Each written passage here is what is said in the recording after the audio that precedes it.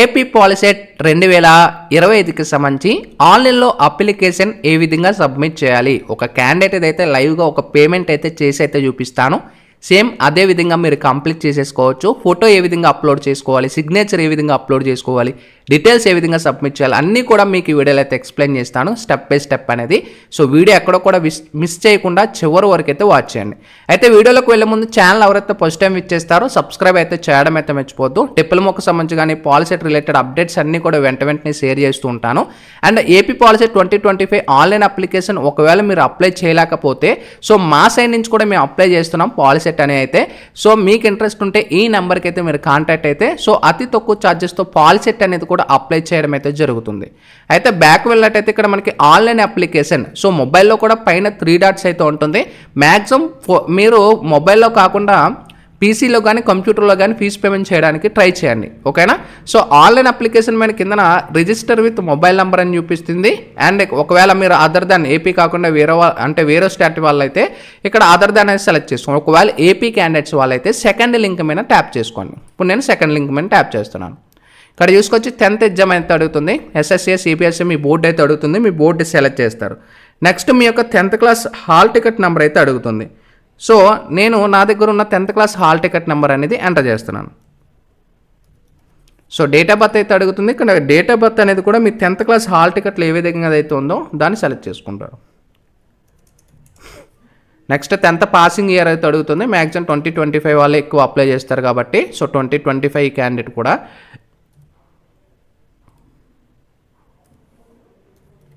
Next ఇక్కడ చూసుకోవచ్చు so application మేము ట్యాప్ చేసుకుంటే ఇక్కడ చూసుకోవచ్చు ఒక పాపప్ వస్తుంది. సో ఈ డేట్ ఆఫ్ బర్త్ మీద కాదనేది ఒక కన్ఫర్మ్ చేసుకోండి. ఓకే మేము క్లిక్ చేసుకున్నట్టయితే సో డైరెక్ట్ ఇక్కడ చూసుకోవచ్చు ఈ క్యాండిడేట్ యొక్క నేమ్ చూపిస్తుంది, ఫాదర్ నేమ్ చూపిస్తుంది. అండ్ డైరెక్ట్గా 10th క్లాస్లో డేటా ఆల్రెడీ ఉంది కాబట్టి ఇందులో ఆటోమేటిక్గా యాడ్ అయిపోతుంది. చూసుకున్నారు కదా, ఇందులో ఆటోమేటిక్గా యాడ్ అవుతుంది. సో ఇక్కడ ఏం చెప్తున్నారు, చూస్ డిస్ట్రిక్ట్ అనేది అడ్రస్ అని ఇక్కడ చూసుకోవచ్చు. Name, father name and mail ఆ ఫీమేల్ అనేది ట్యాప్ చేసుకోవాలి. డేట్ ఆఫ్ బర్త్ ఉంటుంది, year of passing, mobile number అనేది సెలెక్ట్ చేసుకుంటారు. నెక్స్ట్ చూజింగ్ డిస్ట్రిక్ట్, మీరు ఏ డిస్ట్రిక్ట్లో అప్లై చేయాలనుకుంటున్నారు ఈ యొక్క ఎగ్జామ్ అండ్ సెంటర్ అనేది సో సెలెక్ట్ చేసుకుంటే ఇక్కడ మీకు ఇక్కడ చూసుకోవచ్చు town in which would you like to appear exam, మీరు ఎక్కడ అప్లై చేయాలనుకుంటున్నారు ఏ డిస్ట్రిక్ట్లో అక్కడ మీకు కావాల్సిన సెంటర్ కూడా అప్లై చేస్తారు. పిన్ కోడ్ ఎంటర్ చేస్తారు, అడ్రస్ ఇచ్చుకుంటారు. నెక్స్ట్ లోకల్ లాంగ్వేజ్ ఇక్కడ ఆంధ్ర యూనివర్సిటీ, శ్రీ వెంకటేశ్వర యూనివర్సిటీ ఇవన్నీ కూడా ఉంటాయి. సో మీరు ఏ కేటగిరీలో వస్తారో సో దాన్ని మాన్యువల్గా సెలెక్ట్ చేసుకోవాల్సి ఉంటుంది. కొంతమంది తెలియదు ఆంధ్ర యూనివర్సిటీ అంటే ఏంటి, శ్రీ వెంకటేశ్వర యూనివర్సిటీ అంటే ఏంటి అనేది కూడా ఒక డౌట్ అయితే ఉంటుంది. సో నేను మీకు ఒక ఎగ్జాంపుల్ అయితే క్లియర్గా చూపిస్తాను.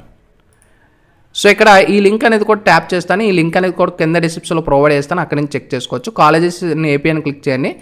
ఆంధ్ర యూనివర్సిటీ మీద సెలెక్ట్ చేస్తే ఏ డిస్ట్రిక్ట్లు వస్తాయంటే శ్రీకాకుళం, విజయనగరం, విశాఖపట్నం, అనకాపల్లి, ఈస్ట్ గోదావరి, వెస్ట్ గోదావరి, కృష్ణా, గుంటూరు, ప్రకాశం ఈ డిస్ట్రిక్ట్లో ఉన్న వాళ్ళందరూ కూడా ఆంధ్ర యూనివర్సిటీ రీజియన్ అనేది వస్తుందన్నమాట. ఒకవేళ శ్రీ వెంకటేశ్వర యూనివర్సిటీ మీద ట్యాప్ చేసుకున్నట్టయితే నెల్లూరు, చిత్తూరు, కడప, అనంతపురు, కర్నూలు, ఖమ్మం ఇవేవైతే ఉన్నాయో శ్రీ వెంకటేశ్వర యూనివర్సిటీ అయితే రావడం అయితే జరుగుతుంది. ఓకేనా. సో మీకు ఒక ఐడియా వచ్చిందని అయితే అనుకుంటున్నాను. ఓకేనా, ఇది ఒక ఐడియా వచ్చింది కదా. నెక్స్ట్ మనకి మైనారిటీ నాన్ మైనారిటీ అయితే అడుగుతుంది. ముస్లిమా ఇక్కడ అయితే అడుగుతుంది. ఒకవేళ అప్లికేబుల్ కాకపోతే not applicable. Assistance in Urdu ఉంటే ఎస్ అని, లేకపోతే లేదు. స్పెషల్ కేటగిరీ మీ సెలెక్ట్ కేటగిరీ అంటే మీ క్యాస్ట్ అనేది సెలెక్ట్ చేయాలి. ఓసీఆ, బీసీఆ, బీసీడీ అని సెలెక్ట్ చేసుకుంటారు. ఈడబ్ల్యూఎస్ కేటగిరీ ఒకవేళ మీకు ఈడబ్ల్యూఎస్ ఓసీ క్యాండిడేట్స్ వాళ్ళకి ఈడబ్ల్యూఎస్ సర్టిఫికేట్ ఉంటే ఈడబ్ల్యూఎస్ సెలెక్ట్ చేసుకుంటారు, లేదంటే లేదు. నెక్స్ట్ పర్సన్ స్పెషల్ కేటగిరీలో మీ డిజేబిలిటీస్ ఏమైనా ఉంటే, ప్రాబ్లమ్స్ ఏమైనా ఉంటే ఎస్ పెట్టుకుంటారు. అంటే హియరింగ్ ప్రాబ్లం కానీ ఏమైనా ఉంటే, ఎన్సీసీ ఉంటే ఎన్సీసీ సర్టిఫికేట్ ఇక్కడ ఎస్ అని పెట్టుకుంటారు. స్పోర్ట్స్ ఉంటే ఎస్ పెట్టుకుంటారు, లేకపోతే no. CAP children armour person yes ఉంటే స్పెషల్ కేటగిరీ అనమాట. భారత్ అండ్ స్కౌట్స్లో మీరు ఏమైనా సర్టిఫికేట్ ఉంటే ఎస్ పెట్టుకుంటారు, లేదంటే లేదు. ఇవన్నీ సెలెక్ట్ చేసుకొని టిక్ మార్క్ పెట్టుకొని మీకు దీన్ని టిక్ మార్క్ చేసుకుంటారు. నెక్స్ట్ ఎంటర్ 1 టైం పాస్వర్డ్ అయితే అడుగుతుంది. మీరు మొబైల్ నెంబర్ ఏదైతే ఇచ్చుంటారో ఆ మొబైల్ నెంబర్కి అనేది 1 టైం ఓటీపీ అనేది రావడం అయితే జరుగుతుంది. సో నాకు వచ్చిన 1 టైం పాస్వర్డ్ అనేది ఏదైతే ఉంటుందో ఓటీపీ అది ఎంటర్ చేస్తాను. నెక్స్ట్ సేవ్ అనే ఆప్షన్ ఉంటుంది. సేవ్ చూసుకోవచ్చు. మనకి నెక్స్ట్ ఫర్దర్ స్టెప్కి అయితే వెళ్తుంది. ఇక్కడ చూసుకోవచ్చు మేక్ యువర్ రిజిస్ట్రేషన్ అంటే ఆన్లైన్లో ఆల్రెడీ ఫోటో సిగ్నేచర్ ఉంది కాబట్టి సో డైరెక్ట్గా మన పేమెంట్ గేట్వేకి అయితే వెళ్తుంది, లేకపోతే లేదనమాట. So pay application fee online అయితే ఉంటుంది. సో దాన్ని ట్యాప్ చేసుకోండి, ఇక్కడ టిక్ మార్క్ పెట్టుకోండి.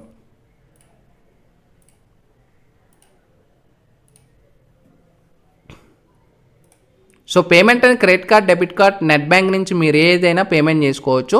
సో నేను నెట్ బ్యాంకింగ్ నుంచి చేయాలంటే నెట్ బ్యాంకింగ్, లేదా ఫోన్పే నుంచి కూడా మీరు చేసుకోవచ్చు అనమాట.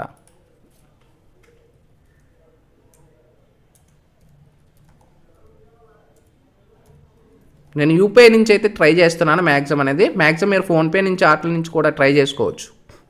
సో ఇక్కడ మనకి 400 ఫీజు అనేది ఉంది.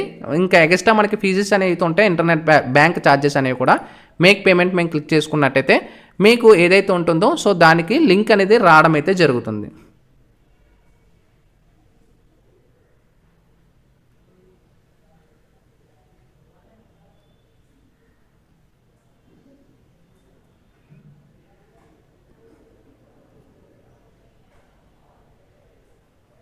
సో పేమెంట్ అనేది కంప్లీట్ అయిపోయింది. ఇక్కడ చూసుకోవచ్చు అప్లికేషన్ ఫిల్డ్ సక్సెస్ఫుల్లీ. సో నా యొక్క పేమెంట్ అనేది కంప్లీట్ అయిపోయింది. ఓకేనా. సో ఈ విధంగా అప్లికేషన్ అనేది కంప్లీట్ చేసుకున్నాను. నెక్స్ట్ ఇక్కడ అప్లికేషన్ స్టేటస్ అనేది కూడా చెక్ చేసుకోవచ్చు. ఇక్కడ చూసుకోవచ్చు అప్లికేషన్ స్టేటస్ మేము ట్యాప్ చేసుకుంటే మీ యొక్క హాల్ టికెట్, మొబైల్ నెంబర్ ఇవన్నీ కూడా అడుగుతుంది వ్యూ అప్లికేషన్ దగ్గర. ఇక్కడ చూసుకోవచ్చు. సో నేను ఈ క్యాండిడేట్ అనేది ఓపెన్ చేయడం అయితే జరుగుతుంది.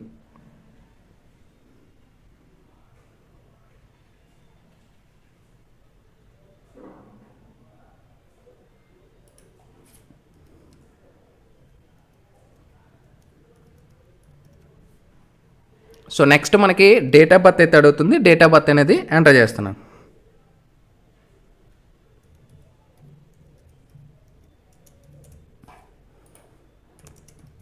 సో డీటెయిల్స్ ఏవైతే ఇచ్చుంటారో ఆ డీటెయిల్స్ మీద క్లిక్ చేసుకుంటే మీకు డీటెయిల్స్ అనేది ఓపెన్ అవుతుంది.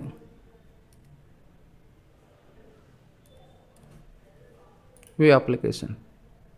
సో చూసుకోవచ్చు అప్లికేషన్ అనేది నాకు డౌన్లోడ్ అయిపోయింది. ఫీజు పేమెంట్ కూడా అయిపోయింది. డిక్లరేషన్ ఫామ్ కూడా చూపిస్తుంది. సో ఇది మీరు ప్రింట్అవుట్ తీసుకుంటారు.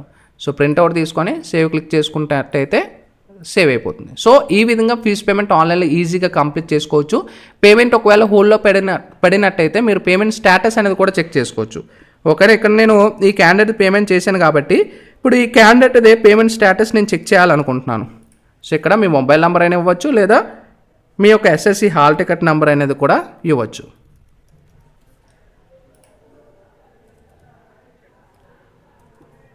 వ్యూ పేమెంట్ స్టేటస్ మేము క్లిక్ చేసుకున్నట్టయితే చూసుకోవచ్చు. ఇక్కడ payment hall ticket number, POLYCET hall ticket నెంబర్కి సంబంధించి and payment date and time, payment ఎంత చేసామో ఇదన్నీ కూడా చూపిస్తుంది. సో ఈ విధంగా పేమెంట్ ఈజీగా అయితే కంప్లీట్ చేసేసుకోవచ్చు. ఒకవేళ మీకు ఇంట్రెస్ట్ ఉంటే మా సైడ్ నుంచి కూడా అప్లై చేయాలనుకుంటే ఇదే ప్రాసెస్ అనేది. సో ఈ నెంబర్కి మీరు కాంటాక్ట్ అయితే సో సింపుల్గా మీకు అప్లై చేసుకొని మీకు ప్రింట్అవుట్ అనేది సెండ్ చేయడం అయితే జరుగుతుంది. ఇది పాలిసెట్ అప్లై చేసుకునే ప్రాసెస్. ఇంకా మీకు ఏమైనా డౌట్స్ ఉంటే కూడా కామెంట్ సెక్షన్లో తెలియచేయచ్చు. Sign up bye friends. Thank you.